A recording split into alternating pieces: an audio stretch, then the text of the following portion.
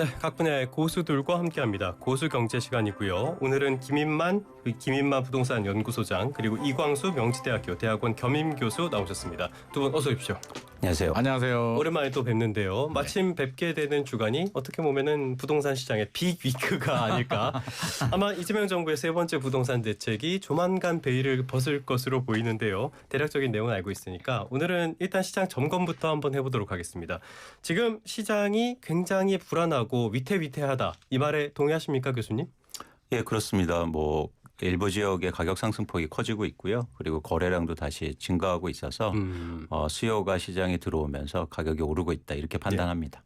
소장님도 동의하십니까? 네, 동의합니다. 서울 아파트 거래량이 9월 거래량이 아직 집계가 끝나지 않았거든요. 예. 10월 말까지인데 지금 벌써 6,500건이 넘어갔으니까 7월, 8월이 4,000건대에 머물렀었고요. 예. 6월 한참 우리 6.27 대책 나오기 전 그 6월 거래량이 11,000건이었는데 지금 벌써 6,500건이면 지금 분위기상 한 7,500건, 8,000까지 올라가니까 9월 거래량 상당히 많이 올라갔고 지역별로도 현장 또 사실 분위기 우리 다 알다시피 지금 굉장히 매물 찾기도 어렵고 부동산에서는 전화하기 무섭다. 집주인들이 전화만 하면 자꾸 호가를 올린다. 5천 1억씩 올린다. 이런 하소연을 하고 있는 상황입니다. 다행입니다. 첫 이슈에서는 두 분의 의견이 맞았습니다.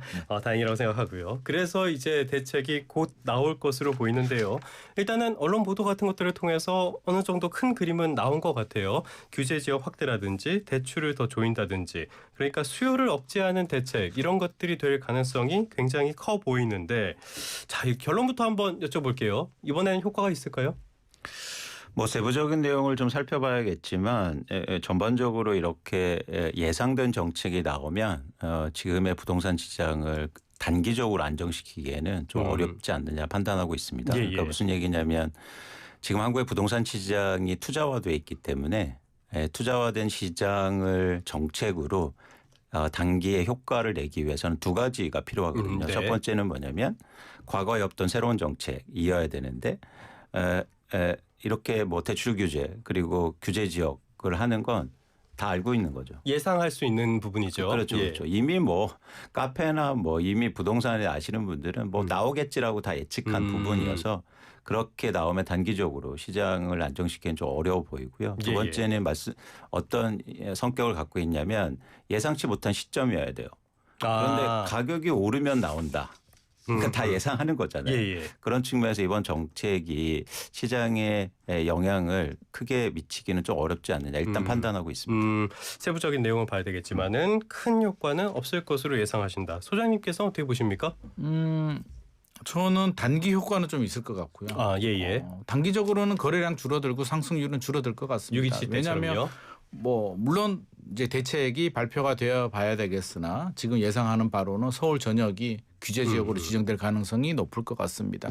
단순히 투기 과열지구 조정 대상 지역까지는 예상을 했는데 서울 전역이 만약에 토지거래가 구역으로 지정이 된다면 상당히 불편하거든요. 실제 거주를 해야 되니까 또 기존 주택 처분까지 해야 되는 그런 불편한 상황이니까 거래량은 줄어들 수밖에 없고요. 상승률도 줄어드는데 이게 단기 효과에 그칠 가능성이 높다는 거죠. 이제 익숙해진다는 거죠. 한 달, 두 달 익숙해지고 나면 이제 어떤 효과가 생기냐면 강남처럼 서울은 원래 불편한 지역이었어. 좋은 데 살려면 그 정도는 각오해야지 몸으로 들어와야 되는 지역이야라는 인식이 커지는 순간 더 이상 규제 효과는 약발이 떨어질 수밖에 없기 때문에 단기 효과는 있겠으나 장기 효과는 저는 장담하기 힘들겠다. 11월에 이제 단기 효과로 상승률과 거래량이 내려가게 되면 한국은행이 또 금통위 때 기준금리 내릴 거잖아요.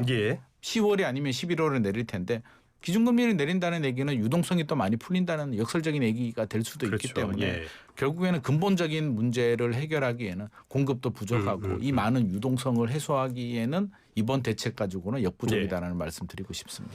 자, 지금 큰 효과가 없을 것이다라는데 어느 정도 의견이 모였는데요. 자, 지금 소장님께서 말씀하신 거는 결국에 지금 부동산 시장의 불안 가운데 하나는 공급 부족에 대한 우려다라고 말씀하고 계시잖아요. 소장님도 교수님도 동의하십니까? 아니요. 동의하지 못합니다. 왜냐하면 지금 가격이 오르는 게 계속된 공급 부족이 원인이다. 그러니까 공급이 충분한 적이 있었습니까? 그러니까 그건 원래 문제예요. 그런데 단기적으로 집값이 급등하는 건 수요가 증가했어서. 그래서 지금 예를 들어서 성동구와 마포구가 주간 상승률이 1%대인데 예. 내용을 살펴보면 두 가지 수요가 증가하고 있거든요. 하나는 뭐냐면 투자 수요. 네. 특히 지방을 중심으로 해서 이렇게 원정 투자하는 그 수요와 두 번째는 갈아타기 수요예요. 그러니까 이런 상황이 일어나는 게 사실은 단기적인 영향이기 때문에 한국의 서울의 아파트가 충분한 적이 있었습니까? 뭐 그거야. 네. 근데 그 원래 있던 문제가 지금의 상승의 직접적인 원인은 아니라고 판단하는 거죠. 부동산 공급의 문제는 아니라고 보신다. 소장님은 어떻게 보세요? 공급 부족이 하나의 요인이지 뭐 공급 부족 때문에 갑자기 9월에 공급이 부족해. 9월에 나 빨리 사야겠어라고 하진 않겠죠. 공급 부족은 구조적인 문제인데 이걸 해결했으면 앞으로 공급 물량이 많은데 지금 안 사도 되겠다라는 마음은 들겠으나 이게 쉽게 해결될 문제는 아니기 때문에 불안 요소로 남아 있는 거고요. 교수님께서 말씀하셨듯이 뭐 투자 수요가 늘어나고 갈아타기 수요가 늘어났다라고 하는데 맞는 말입니다. 수요가 늘어났으니까 공급이 상대적으로 부족한 것도 사실이고요.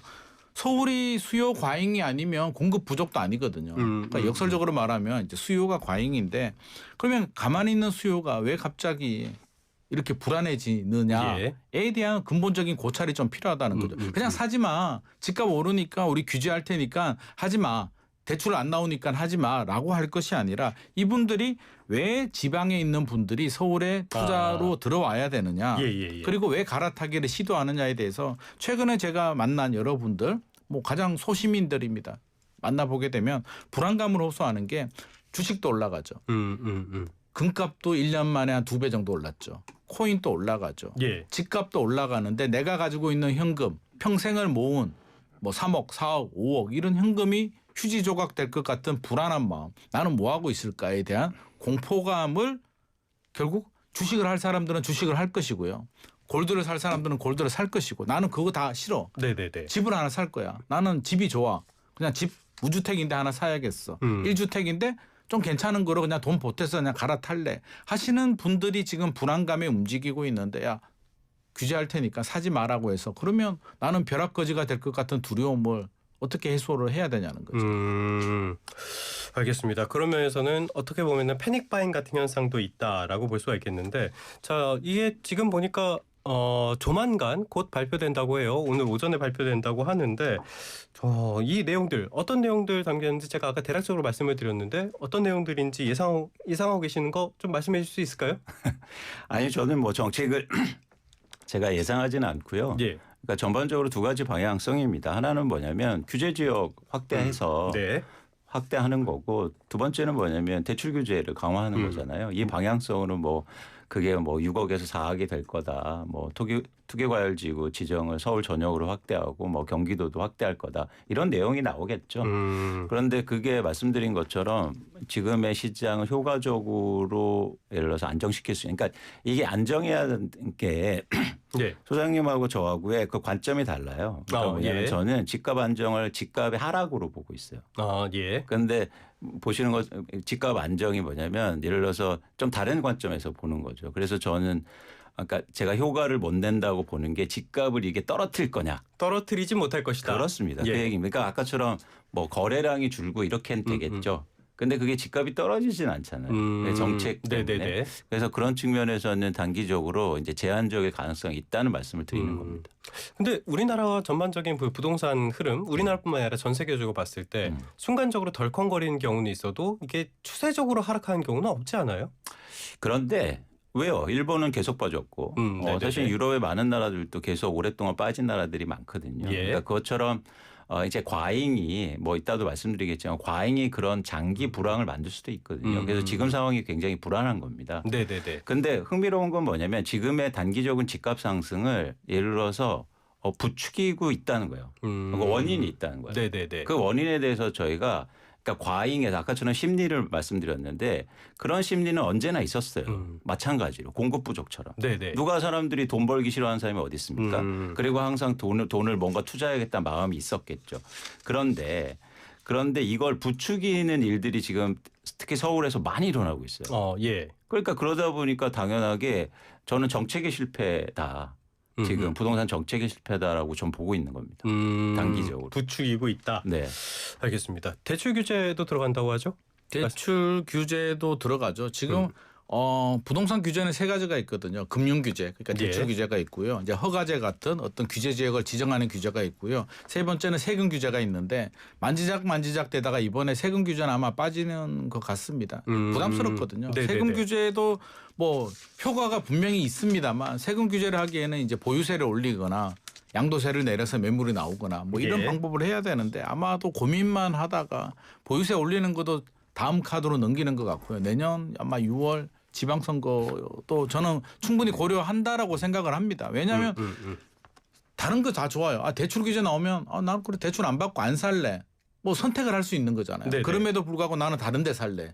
라고 할 수 있는데 세금이 올라가게 되면 선택과 무관하게 나는 집 하나 가지고 잘 살고 있었는데 세금 부담이 늘어나니까 예. 약간 영향을 주게 되거든요. 표심에 영향을 주기 때문에 저는 가급적이면 세금 규제는 좀 미루고 싶은 마음이 있는 것 같고요. 대출 규제가 이제 6.27 대책에 6억이라는 파격적인 규제 카드를 꺼내들었는데 뭐 역설적으로 지금 2달 지나고 다시 거래량이 늘어나니까 뭐 실질적으로는 이제 6억 가지고 더 이상 어떤 효과를 네. 보기는 어려울 것 같고 지금 실제로 일부는 뭐 보도가 된 내용들도 있고 다수의 국민들도 알고 있는 내용인데 일단 25억 넘어가게 되면 뭐 2억으로 줄이겠다. 네네. 15억에서 20억 사이는 뭐 4억으로 줄이겠다. 이런 내용들이 지금 뭐 예상이 되고 있거든요. 그러면 효과가 있느냐라고 했을 때 강남에 예를 들어서 뭐 마용성에 30억, 50억 아파트를 사는데 6억 대출 나올 사람이 2억으로 줄어든다고 과연 안 살까에 대해서 네네, 현금 있는 네. 사람들 살 수가 있고 15억 이하는 또 6억 대출은 그대로 유지가 되거든요. 그러면 실제로 큰 영향은 없기 때문에 대출 규제 때문에 사야 될 사람들이 못 사는 경우는 부족한데 없을 지금 것이다. 문제는 예. 은행들이 이제 총량에 걸려가지고 그렇죠. 대출이 예. 안 나와서 실제로 필요한 분들 잔금 대출 받아야 되는데 대출이 안 나와서 입주 못하는 분들 이런 문제들은 지금 생기고 있는 상황입니다. 교수님 하실 말씀이 있으신 것 같은데? 네? 무슨 하실 말씀이 있으신 것처럼 옆에서 아닙니다. 예. 예. 알겠습니다. 하실 말씀 없는 걸로 하고요. 지금 지방선거 말씀을 하셔가지고 이 서울시에서도 지금 공급 쪽에 초점을 맞춰서 여러 가지 대책들을 발표를 하고 있잖아요. 이런 흐름은 어떻게 보세요?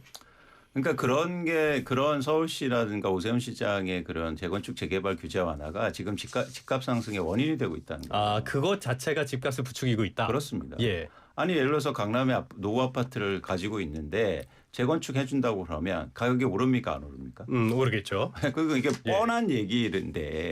뻔한 얘기인데 지금 그 얘기를 예를 들어서 재건축하면 집값이 안정될 거다 이 얘기를 하고 있다는 거예요. 소장님 한번 제가 여쭤볼게요. 재건축하면 집값 오릅니까 내립니까? 단기적으로는 호재가 될 수도 있고 장기적으로는 안정이 되죠. 그러니까 장기적으로 안정이라는 게 뭐냐면 올랐다가 떨어진다는 말이에요. 공급 물량이 나올 수 있다는 거죠. 그러니까 근데 예를 서울에 들어- 재건축 재개발을 안 하면 공급 물량이 어디서 나오나요? 그러니까 예를 들어볼게요. 그러니까 음마아파트가 몇 세대냐면 4,424세대인데 예. 이걸 재건축하면 5,893세대가 돼요. 그렇죠. 예. 엄청나게 용적률의 혜택을 주고 막 속도도 빠르게 해준다고 합니다. 그럼 얼마가 공급됐냐면 신규로 공급되는 게 예. 1,469가구밖에 되지 않아요. 근데 서울시는요 뭐라고 얘기하냐면 한강 벨트에 20만 호 가까이 공급하겠대요. 네. 그건 거짓말입니다. 신규 공급이 아니에요. 예. 그렇잖아요. 네네. 없애고 짓는 거예요. 그렇죠, 그중에서 그렇죠. 20% 정도만 최대만 해도 신규 공급이 나와요. 네. 그런데 예를 들어서 한번 보시죠. 예를 들어서 아파트를 없애면 집값이 어떻게 됩니까? 그때는 이제 수요가 더 폭등하게 되는 거예요. 그렇죠. 그러면 나중에 말씀처럼 한 1,000가구 이상 거기 생긴다고 그래서 집값이 과연 안정되고 떨어질까? 그러면 공급을 안 해야 된다는 얘기인가요? 아니죠. 무슨 방법을 하실 거예요? 서울 수도권에. 특히 서울. 지금 하면 안 된다는 거예요. 지금이 이게 시점이 불안하니까. 문제다? 시장이 불안해. 안 불안한 적이 있었냐고요. 박원순 전 서울시장 시절에 10년 동안 안 한 부작용이 지금 우리가 이렇게 고통을 받고 있는 거잖아요. 아닙니다. 뭐가 아니에요? 아닙니다. 그러니까 네. 아니라고요? 아니 집값이 오르는 이유라고요. 그러니까 옛날 얘기를 하지 마시고 중요한 건 지금 재건축 규제 완화 그러니까 지금은 때문에 중단해야 된다는 거예요? 지금 할 이유가 없다는 거예요. 지금 해서는 안 된다. 이렇게 시장이 말씀드린 것처럼 유동성이 폭발적으로 증가하고 예. 이 유동성이 아직까지 남아있는 상황 속에서 왜 규제 완화를 해주냐는 거예요. 맞지 않습니까? 뭐가 맞아요? 아니 재건축하면 공급을 집값 해야죠. 오르느냐고 안 오르냐고요. 자 봐요. 강남도 최근에 많이 올랐죠. 최근에 통계를 보게 되면 강남 상승률보다 다른 지역이 더 높아요. 음마아파트 재건축을 한다고 해서 강남의 다른 아파트들이 폭등하지 않아요. 음마아파트는 호재가 되니까 조금 더 올라갈 수는 있겠죠. 그러니까 이 재건축을 풀어준다고 강남 집값이 올라가는 건 아니라는 거예요. 지금 그렇지 않잖아. 통계를 보세요. 통계. 강남 3구, 용산구보다 마용성이 더 많이 올랐어요. 소장님, 재건축을 해서 집값이 안정된 경험이 있습니까? 그러면 안에서 공급이 부족하면 집값이 안정됐습니까? 그러니까 근데 집값을 부추기고 있다고요. 지금 상황은. 그걸 부추긴다고 하면 안 되죠. 그러면 뭐요? 아니 그럼 10년 후에는 공급 10년 후도 우리가 공급 부족으로 고통을 받아. 이거라도 해야 공급이 채워지죠. 문재인 정부 시절에 4만 7천 호 정도. 재건축을 통해서 공급하는 건 물론 주거 환경 개선에서 필요하지만 예를 들어서 집값 안정의 효과를 낼 수는 없다고요. 예를 들면 그러면 파격적인 공급이 필요한 겁니다. 재건축이 어디다가? 아니라 용산에 공급하면 돼요. 용산. 그래서 또 용산 이야기가 나오는 거네요. 용산 민족공원에다 만들자고요? 네. 그러니까 예를 든 거예요. 예를. 그게 공급이다. 그거는 할 수 없는 예를 들잖아요. 민족공원에다 아파트를 뒷다 지으면 어떡합니까? 그러니까 이거는 뉴욕의 센트럴파크에다 아파트 지으면 되겠어요? 그러니까 소장님, 제가 소장님을 반대하는 게 아니고요. 제 얘기를 할게요. 그러네요. 제 주장입니다. 주장입니다. 재건축을 해서 집값이 오르는 이유가 되고 있다. 그래서 서울시는 지금 이 재건축 규제 완화를 하면 안 된다. 지금 시점에. 그 얘기를 제가 드리는 겁니다. 알겠습니다. 426 하나 쓰시는 분이 두 분 싸우지 마시랍니다. 아니 싸우는 게 아니에요. 근데 싸우는 중이 아니고요. 토론하는 토론입니다. 토론. 예. 건설적인 어떤 대안이 나오길 바라면서 토론을 하는 중이다. 그리고 예를 들어서 이런 거죠. 뭐 예를 들면 정부에서도 집값 안정에 대해서 노력을 한다고 하는데 어떤 말을 하냐면 집값이 오르면 정책이 발표하겠대요. 이거는 굉장히 웃긴 얘기예요. 네네네. 그러면 집값 정책 나오기 전에 사야 돼요. 네. 이런 정책이 어디 있습니까? 그래서 지금 정부도 잘못된 신호를 시장에 주고 있는 거예요. 어떻게 보면은 매수자들한테 타이밍을 알려주고 있다. 그렇죠. 선제적으로 해야죠. 예. 그러니까 627 나온 다음에 집값이 좀 안정되고 거래량이 안정됐을 때 또 나와야 됩니다. 근데 어떤 메시지를 계속 주냐면 지금은 조금 안정되고 있으니까 집값이 혹시나 오르면 정책을 발표하겠다 하고. 그러니까 이것도 집값 상승의 원인이에요. 예를 들어볼게요. 또 하나 어떤 문제가 있냐면 그러니까 우리나라가 지금 정책, 정부, 서울시, 뭐 정부 전부 다 집값을 올리고 있어요. 예를 들면 국방부가 고도 제한을 완화한다고 합니다. 그러면 집값이 올라요, 안 올라요? 그것도 영향을 받는구나. 네네네. 지금 저는 정책의 실패가 지금 시장에 나타나고 있다. 그래서 제대로 된 정책이 잘 나오면 집값이 안정될 수 있다는 거예요. 근데 지금 온통 집값을 올리는 정책이에요. 사실은 속내를 살펴보면. 그러니까 다들 나서갖고 집값을 올리는 거나 다름없는 상태가 됐다라고 말씀을 해주시는 건데 그럼 집값을 잡을 수 있는 정책은 어떤 게 있습니까? 지금 잡으려고 정책을 내놓는 건데요. 이제 집값을 올리기 위한 정책이라고 표현하셨는데 결과적으로 이제 그렇게 될 수는 있는데 국방부가 집값 올리려고 고도 제한을 완화했겠습니까? 성남시에서 한 5년 전인가요? 3년 전부터 끊임없이 요구를 했던 사항이고 국방부가 계속 노하다가 최근에 들어줬습니다. 1기 신도시 노후계획도시 특별법을 하면서 그 영향을 받는 지역들이 문제가 되니까 국방부가 마지못해서 그걸 허용을 해준 거지 국방부가 집값 올리려고 풀어준 건 아니다는 말씀은 저는 제가 국방부 대변인도 아닌데 드리고 싶고 정부 정책에 대해서도 저는 이광수 교수님하고 어느 정도 일맥상통하는 부분이 있습니다. 이번에 97 공급 대책도 깔끔하게 공급 대책만 발표했어야 되는데 뒷부분에 국토부가 토지거래가구역 지정할 수 있어. 규제 지역은 LTV 40%로 할 거야. 조만간 나오겠네. 나오기 전에 빨리 사야겠다라는 불안한 마음을 계속 자극을 주고 있기 때문에 이번에도 똑같은 실수를 또 하고 있어요. 세금 규제는 우리가 좀 지켜보고 할 거야. 라는 뉘앙스를 주고 있거든요. 그럼 시장에서는 야 이번 대책이 나와도 다음에 세금 규제 나오면 필요한 사람 자금 되는 사람은 이왕이면 세금 규제 나오기 전에 사는 게 편하지 않겠어라는 생각을 할 수밖에 없는 거잖아요. 계속 뉘앙스를 준다는 거죠. 참 이게 선거도 있고 하다 보니까 상황이 복잡해서 마음도 급해지고 막 그러는 것 같아요. 그러니까 중요한 게 뭐냐면 어쨌든 한국의 부동산 시장이 저는 정책으로 충분히 안정시킬 수 있다라고 보는 입장입니다.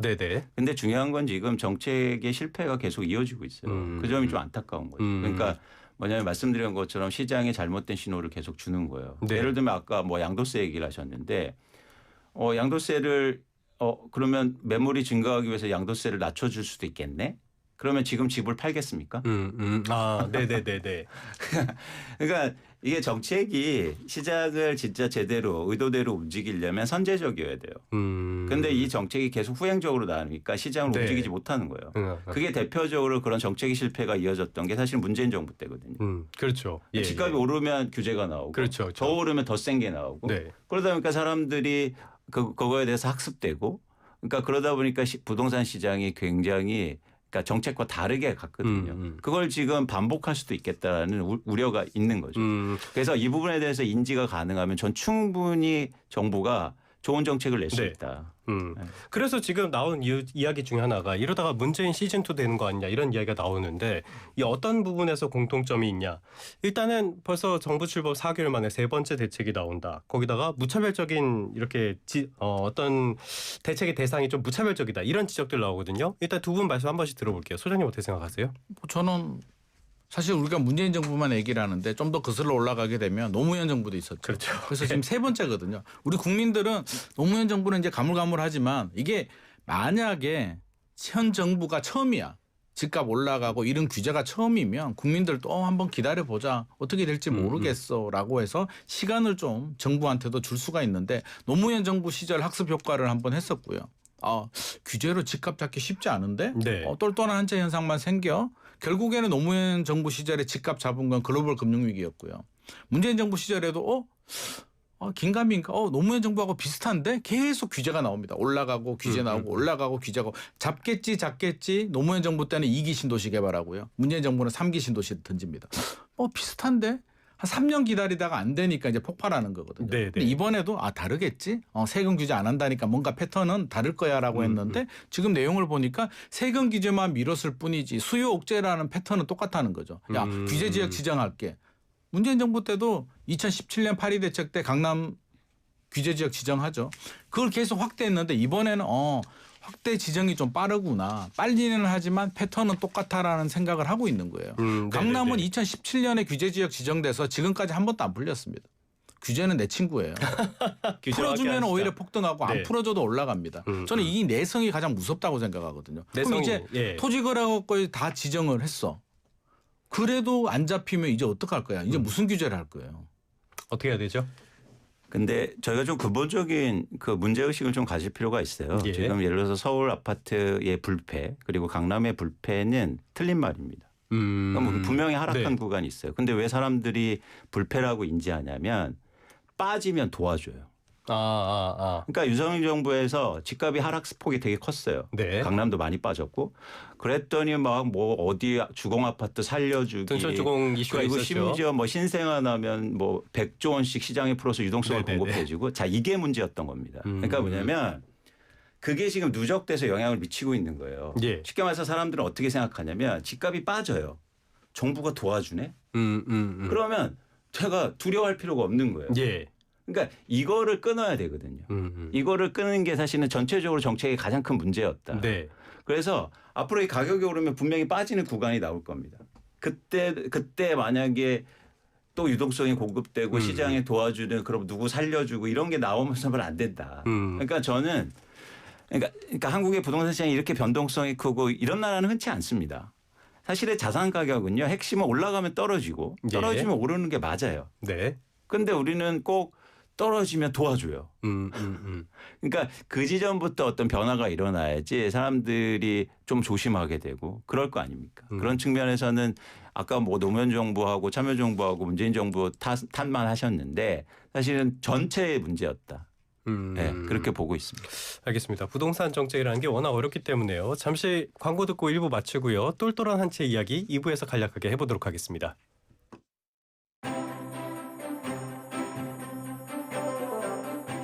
네, YTN 라디오 생생경제 2부 시작하겠습니다. 2부에서도 김인만 부동산 연구소 소장, 이광수 명지대학교 대학원 겸임교수 두 분과 함께하도록 하겠습니다.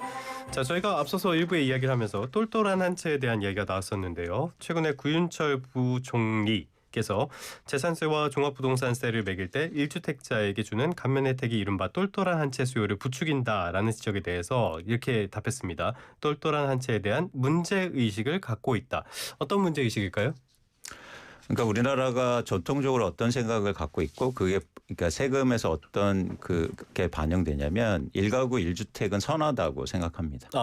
그래서 예를 들어서 내가 부산에 살고 있는데 부산에서는 전세를 살고 서울 강남에 아파트를 갖고 있어도 1가구 1주택이잖아요. 그래서 돈을 벌어도 부동산으로 돈을 벌어도 양도세를 감면해 줘요. 그러니까 이게 뭐냐면 그러니까 1가구는 1주택을 가져. 그리고 그래도 이거는 선해. 예. 이렇게 이제 생각하는 거죠. 뭐 선과 악을 이제 나누자는 건 아니고요. 그런 측면에서 이런 상황 속이 계속 누적되다 보니까 사람들은 그러니까 예를 들어서 아까 갈아타기 수요가 많다고 했잖아요. 그래서 계속 갈아탑니다. 그래서 영등포에서 예를 들어서 마포로 갈아타고 마포에서 또 강남으로 갈아타는 그래서 계속 투자가 되고 있거든요. 예. 그러니까 이런 부분에 대해서 실제로 시장의 변동 요인이니까 이걸 문제의식을 일단 갖는 거죠. 그런 차원에서 이 구조를 좀 바꿔야 된다. 네네네. 그러니까 왜냐하면 1가구 1주택의 구조가 아니라 1가구 실거주로 갈 필요가 있다. 이제 그런 말을 하는 게 아닌가라고 판단합니다. 1가구 실주택. 실거주. 예, 말씀하신 것처럼 1주택자는 선하다라는 평가를 해주셨는데 이게 옳지 않다. 그러니까 뭐 선하게 옳다, 개념을 나쁘다. 말씀하신 건 아니고. 옳다 나쁘다를 뜻하는 게 아니고 이게 이런 체제가 유지되다 보니까 시장의 또 큰 변화의 요인, 지금의 변동 원인이 되고 있다는 거죠. 이런 변동 요인이 되고 있다는 점 어떻게 생각하세요?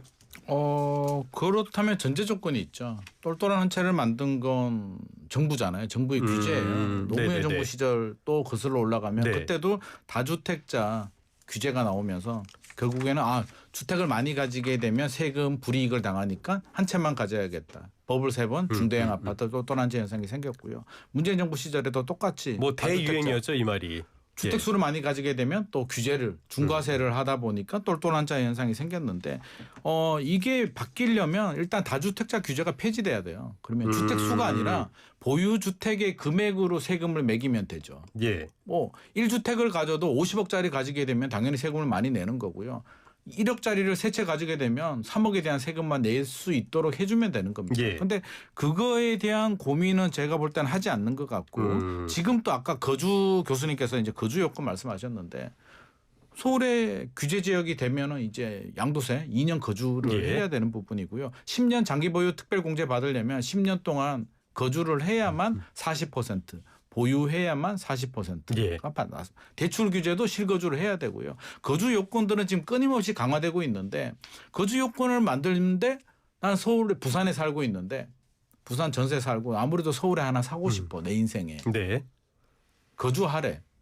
꼭 사고 싶어. 그러면 방법을 바꿀 수도 있는 거죠. 그러니까 저는 이렇게 뭐 거주 요건을 이게 뭐 추가한다고 해서 이런 현상이 사라지느냐 보다는 차라리 그러면 근본적으로 똘똘한 채 현상을 야기시키는 근본 원인을 제거하자. 다주택자 규제 폐지하고 그냥 가액으로 저는 차라리 규제하는 게 현명하다고 생각합니다. 그러니까 해법으로 다주택자 규제 폐지 그리고 총량 규제 이 부분을 대안으로 제시를 해주셨는데 동의하십니까?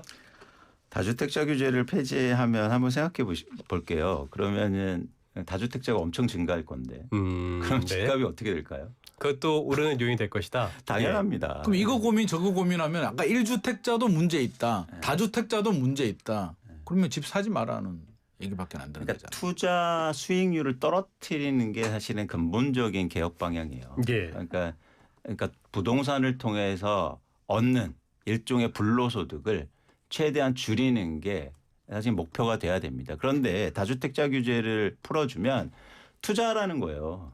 그렇잖아요. 부동산 투기하라는 거 아닙니까? 그래서 집 많이 가져서 지금 최근에도요 아파트를 한 평에 얼마 정도 사냐면 막 수백 채씩 사요. 그건 아주 특별한 케이스죠. 아니 예를 들면 예를 들면요. 그래서 그런 것 만약 다주택자 규제를 풀어주면 그런 사람들이 훨씬 더 많아질 거 아닙니까? 그래서 근본적으로 부동산을 통한 불로소득의 수익률을 낮추는 방안이 근본적인 개혁이다. 그런 차원에서 아까처럼 그래서 실거주 요건을 더 강화하고 보유만 해도 양도세를 40% 완화해 주는 이런 것들은 사실은 없애줘야죠. 그렇지 않습니까? 어떻게 부동산을 보유만 해도 양도세를 깎아줘요. 그 얘기는 뭐냐면 그냥 투자해라는 말 아닙니까? 네네네. 알겠습니다. 0718번 쓰시는 분 고수님들 문제점 말고 해결책을 듣고 싶어요라고 말씀을 해주셨는데 7387번 쓰시는 분 부동산은 부의 수단이다 보니까 어떤 정책이든 소용이 없는 것 같습니다. 그래서 결국에 우리가 지금 문제를 삼고 있는 거는 부동산에 투자했을 때 이 수익률이 높다. 그리고 이게 불패 신호가 지금 계속 써 내려가고 있다라는 점 아니겠어요? 이 수익률을 어떻게 낮출 수가 있습니까? 부동산이 수익률이 높다. 수익률은 주식이 더 높죠. 네네. 올해도 더 올랐고 더 많이 올랐는데 주식 같은 경우는 장기 보유가 힘들고 이게 뭐 단타를 하다 보니까 이제 손실이 커지는 거고요.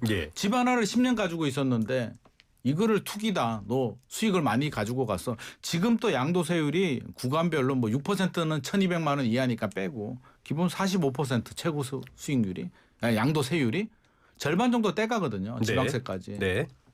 내가 대출을 받아서 사서 10년 보유해가지고 10년 동안 또 세입자한테도 줬죠. 착한 임대인도 했죠. 그런데 50% 세금 내는데 이것도 부족해서 더 환수를 해야 된다는 의미는 동업을 해도 친구하고 5대5인데 국가한테 네네네. 차익의 50%를 국세로 내주면 되는 거지. 여기서 또 더 무슨 수익을 또 얼마나 더 해야 된다는 거죠. 단순히 매덕 올라가는데 흥분하지 마시고 냉정하게 보면 주식의 수익률이 더 높죠. 그러니까 수익률이 높기 때문에 부동산에 자금이 쏠린다는 것 자체가 허구일 수 있다. 저는 맞지 네. 않다. 지금 집값 올라가는 최근의 양상은 제가 서두에도 말씀드렸듯이 유동성이에요. 유동성이 많이 풀리다 보니까 주식, 골드 다 올라가잖아요. 에브리싱 랠리라고 하죠. 다 올라가는데 예. 지금 정부 마음은 야 주식은 더 올라가도 돼. 더 부양하고 싶어. 집값만 잡고 싶은데 뿌리는 유동성은 똑같다는 거예요. 그러면 제일 쉬운 방법 그냥 금리를 올려요. 시원하게 2022년처럼 예. 금리 올라가면 떨어집니다. 단 주식도 떨어지죠. 근데 그건 또 싫은 거예요.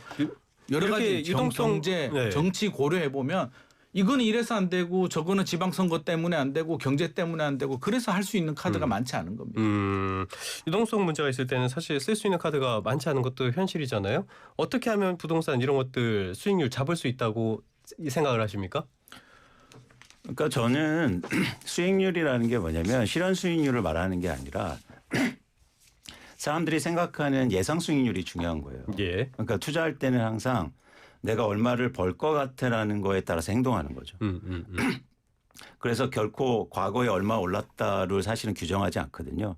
그래서 사람들이 예상하는 그 수익률을 사실 줄여줄 필요가 있습니다. 예. 그런 차원에서 죄송해요.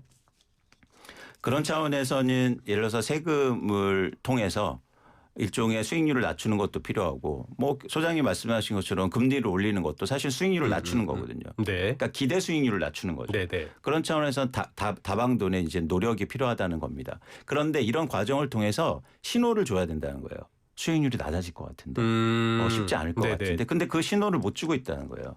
그게 근데 신호를 주는 방법이 뭐 세금이 될 수도 있고 아니면은 아까처럼 말씀드린 것처럼 50%로 떼어가 50%나 떼어가잖아. 그렇게 생각하는 그 순간 신호를 못 주는 거예요. 그러니까 예를 들어서 뭐 그래서 막 다 가져오자 이런 게 아니라 그런 신호를 줄 수 있는 정책들이 되게 필요하다는 말씀을 드리는 겁니다. 그런데 저는요 꼭 이 말씀 한번 드리기 아까 이제는 이 청취자분이 야, 비난 말고 비판 말고 대책을 내놔라. 네네. 대책 내놓을 수 있습니다. 그런데요. 저희들의 목적, 저의 목적은요. 일단 비판이 목적이에요. 그래야 변하지 않습니까? 근데 저는요. 개인적으로 어떤 말씀을 드리고 싶냐면 개인적으로 제가 뭐 혈세를 받습니까? 공무원입니까? 정치인입니까? 왜 저한테 대책을 요구하는지 잘 모르겠어요.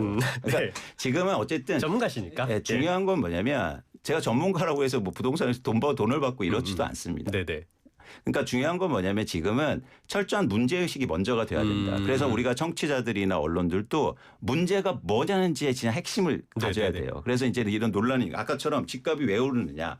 원인 파악이 더 중요한 거죠. 지금은. 일단 문제를 확실하게 파악부터 해야 된다. 그렇습니다. 예. 그러다 보니까 이걸 파악 못하니까 엉뚱한 정책들이 나오는 거거든요. 그래서 지금은 문제를 정확하게 파악하는 게 굉장히 중요하다는 말씀을 드리는 겁니다. 알겠습니다. 어쨌든 확실한 거는 정책 기조 조금 더 정밀하게 다듬어 볼 필요는 분명히 있어 보입니다. 지금까지 김인만 부동산 연구소장 그리고 이광수 명지대학교 대학원 겸임교수 두 분과 함께했습니다. 오늘 말씀 고맙습니다.